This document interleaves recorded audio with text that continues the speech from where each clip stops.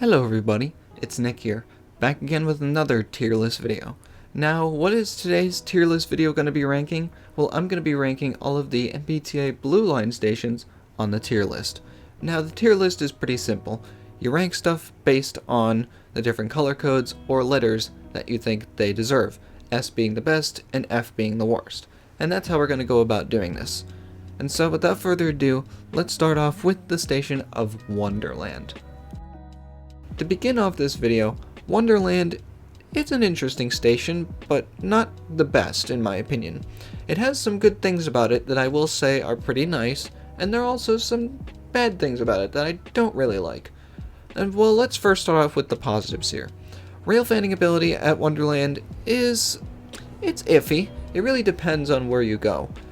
Inside the station, it's okay. It could be better, but it's whatever really. And outside of the station, you can get a pretty good view from the top of the concourse near where all of the restaurants are over there. You can see where the Blue Line operators are driving the trains to the turnback, switching them over to the other side where they will go back into Bowdoin. That I will say is pretty neat to see, but other than that, Wonderland doesn't really offer too much. The station design is nice, however, the station design isn't really eye-catching or crazy at all, so with that being said, Wonderland gets a D on the tier list. Let's move on to the next station, shall we? Next stop we have is Revere Beach. Now, Revere Beach it's an interesting station, given that it's in a trench, sort of, and when I first explored the station in depth while recording this video, I was getting some serious Southwest Corridor vibes, given the long walls in the station and the fact that it's surrounded by a fence and all sorts of other things, so it gave me some serious Southwest Corridor vibes. The station design is pretty nice, it's very curvy, and other than that, it's kind of meh. I mean, rail fanning it's okay, there's not a lot to see really, and other than that, like, the station is pretty open. In my opinion, it doesn't really offer a lot for you to see in terms of rail fan ability and other stuff, but the station design is nice, which that I will give, and the waiting experience is okay. But yeah, other than like the Southwest Corridor vibes it gives off, Revere Beach is not too much of an interesting station, and so with that, I give it a C on the tier list. Let's move on to the next station. Next stop we have is Beechmont. Now, Beechmont is, I'm not going to say the same thing that I have in the other videos. Beechmont is okay. It's a nice station. It's kind of cool how it travels through a neighborhood and into a town square, or what I think is a town square, I'm not exactly sure. But Beechmont is pretty cool, given that the trains pass over a bridge before entering the station. The station design is really cool. I do like how the ceramic tiles combined with the actual station blue sign. I really like the combination of that. I thought it was a really nice artsy/history touch that they gave to the station. It kind of gives it some character, you know? And I do like the fact that you can get to either platform after paying without having to cross over to a different side or something like that. So that, I will admit, is pretty nice. However, Beechmont does not offer too good rail fanning. I mean, it's been a while since I've been there, and I could be wrong, but in my personal opinion, the rail fanning ability at Beechmont is sort of meh. So, with that being said, Beechmont gets a B on the tier list. Let's move on. Next up we have is Suffolk Downs. Now, Suffolk Downs, in my opinion, it's one of my personal favorite stations on the Blue Line, and let me just explain why. So, Suffolk Downs is a very calm and quiet station, which that I do appreciate. I do like it how whenever there's no one around and when there are no trains at the station, it's very calm and quiet, and that you can hear the sounds of the natural world without too much city intrusion or train sounds intruding on your space or in the peace and quiet, you know what I mean? So Suffolk Downs is really nice in that aspect where it's like really quiet and cozy. I also do love the station design.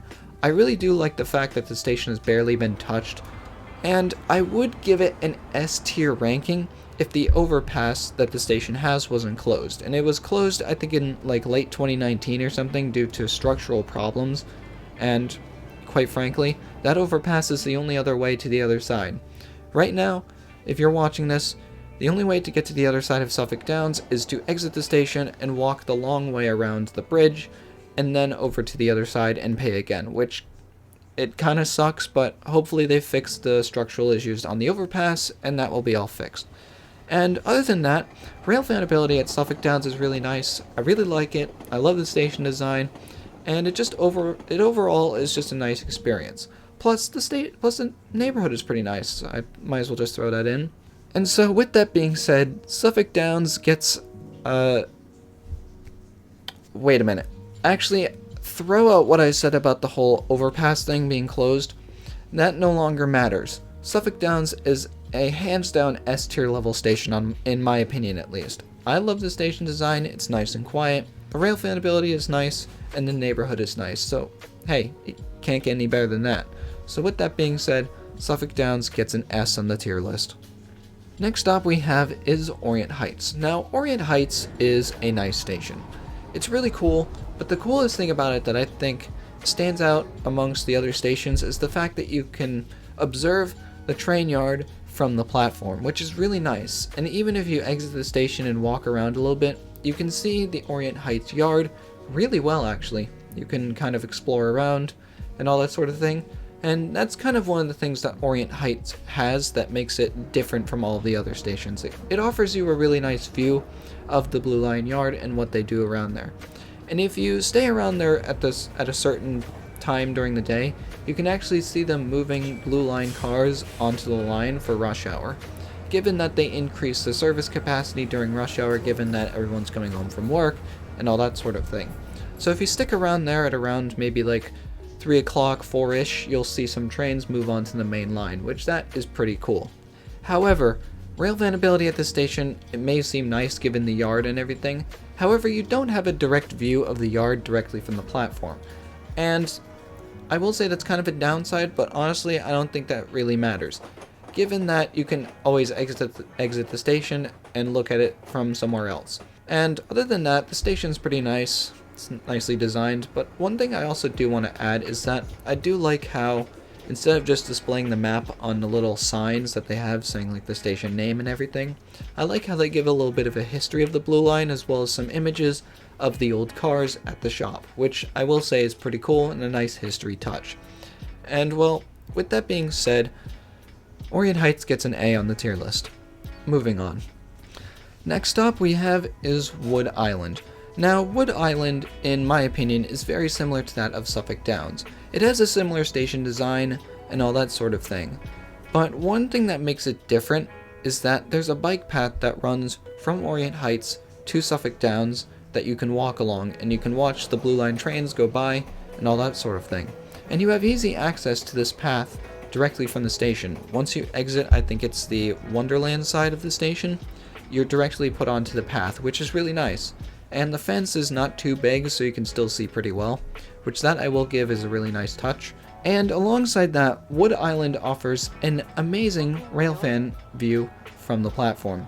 You can see the trains curving around the bend coming from Orient Heights, and also curving around the bend going towards Airport, which that I will admit is really nice. And from either side of the platform, or actually more the Bowdoin side of the platform, you can see it really well, which that I will say is pretty damn cool. And with that being said, Wood Island gets an S on the tier list. Moving on. Next up we have is Airport.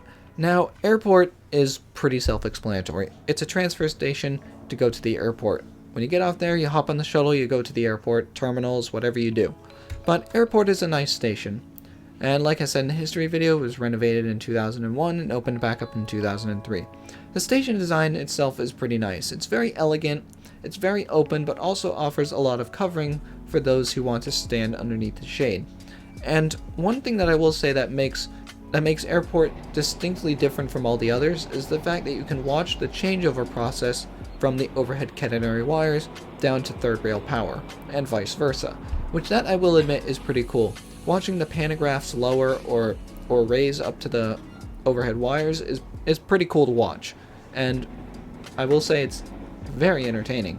But other than that, the station gives you decent rail fanning. You can see the trains coming out of the tunnel from Maverick station, and other than that, it's okay. It's a standard station design, and other than that, it's good. So with that being said, Airport gets a B on the tier list. And let's move on. Next up we have is Maverick. Now Maverick is an interesting station. It's very big, let me just say. And the one thing I will give about Maverick Station that most of the other stations do not compare or have is that Maverick is right underneath Maverick Square, which has a ton of restaurants, convenience stores, and a whole bunch of other things, which I will say is a very nice. It's very nice to have when you're out rail fanning on the Blue Line, because if you want to stop for a snack, just go to Maverick, and you got a ton of options at your disposal. So that I will admit is pretty nice, the fact that Maverick is right nearby at Maverick Square, and that's a nice touch. However, in terms of rail fanability, the station offers little to none. You can't really see down the tunnels, given that both sides curve, and other than that, the platform is pretty simple. Given that the station is nice, the rail fanability just doesn't really make up for it. So, Maverick gets a C on the tier list. And let's move on. Now, the next stop we have is Aquarium. Now, Aquarium is, the station is wet. I will admit that. There are common leakages in the stations, but however, I'm not gonna affect the actual overall grade of the station based on that one statement there. Because the station does have some pretty interesting quirks to it. Aquarium's platform is very big, and if you go up the stairs towards where the elevator is or where the actual fare vending machines are, you can get a pretty good view down the State Street tunnel. You can sometimes even see the Blue Line cars stopped at State Street before they come to Aquarium, which that I will admit is pretty cool. Alongside that, Aquarium does offer a really good view into the tunnel going towards Maverick, which that I will admit no other station has, and no other station can even come close to having. And that's what I would say makes Aquarium different from others. Just like how Airport has the transition from overhead to third rail. However, Aquarium has this. So I would say Aquarium is a nice station. However, it does have some drawbacks, given that it's kind of wet and it seems kind of desolate and empty at times. But other than that, it's a nice station. And yeah, so with that being said, Aquarium gets a B on the tier list. Moving on, next stop we have is State Street. Now, State Street is a nice station. Even though it was renovated over 10 years ago, the station design still holds up well. The ceramic tiles look nice, the lighting is nice, and the overall platform is really well done. However, I will say the platform is a little cramped on the Wonderland side, and, well, I mean, of course, it's tight. They have to work with a certain amount of space, but that's whatever.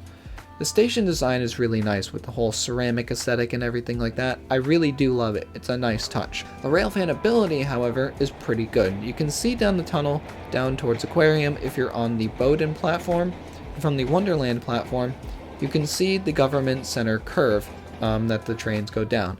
And however, the one thing that's preventing this station from being an S tier level station is the goddamn screeching that happens at the curve from Government Center. Because the curve from Government Center to State Street is right at the beginning of the station, so it's pretty heckin' loud.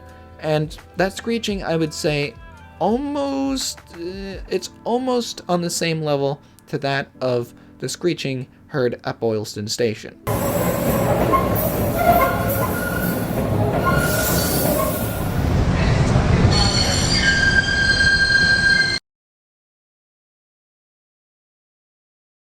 It's atrociously bad, and if you're sitting there rail fanning for hours on end, you might lose your hearing, cause it gets pretty fucking loud.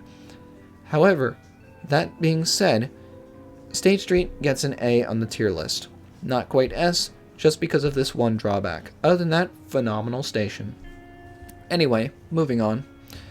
The next stop we have is Government Center, which I would say is probably the nicest looking stations out of the entire Blue Line, given it's the newest. It was renovated in 2014 and opened in 2016.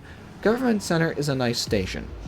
And the platform is pretty simple. It's an island platform, and there's pretty much nothing else really to say about it. It's a simple station. However, other than that, it's a basic station. With that being said, Government Center gets a B on the tier list. And now, let's go on to the last stop, Bowdoin. Bowdoin,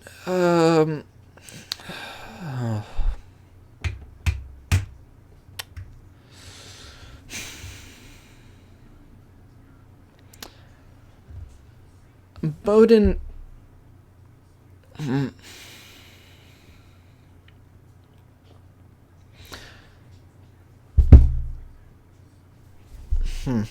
Okay, I'm gonna be real here. I'm trying very hard to find some positives about this station, because quite frankly, there aren't really that many positives about Bowdoin Station. It's small, it's cramped, it hasn't been updated in years, probably decades at this point. It's inaccessible, and it's just bad. The Bowdoin Station is bad, in my opinion. Now, the reason being why it's bad is the fact that the rest of the station has not been updated. It still looks like fresh from the 1980s and 1970s. And as a matter of fact, the grooved platform at Bowdoin Station was not implemented until August of 2019. I shit you not, that grooved platform was not there prior to August 2019. It still had the flat, painted yellow line that most of the other Blue Line stations had before they implemented the grooved platform, which is pretty insane in my opinion, and just this fact alone that the grooved platform was implemented in 2019 really shows that the MBTA doesn't really give a shit about Bowdoin, and neither do I, frankly, because it doesn't really offer that much.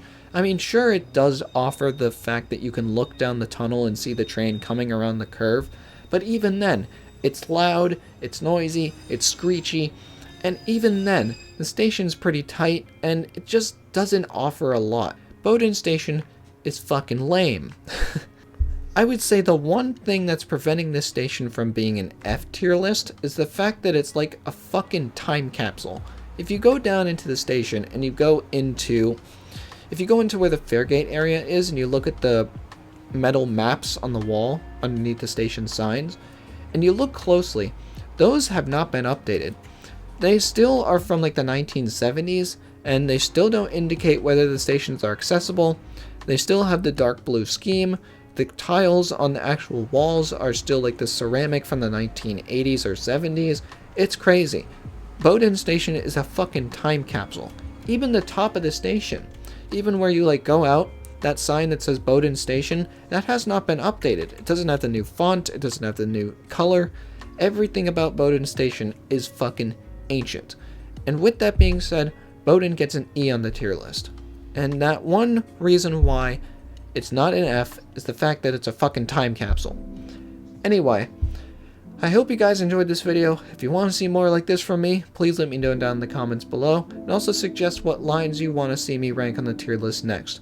Anyway, that's me, Nick, and I'll see you all in the next one. Bye bye!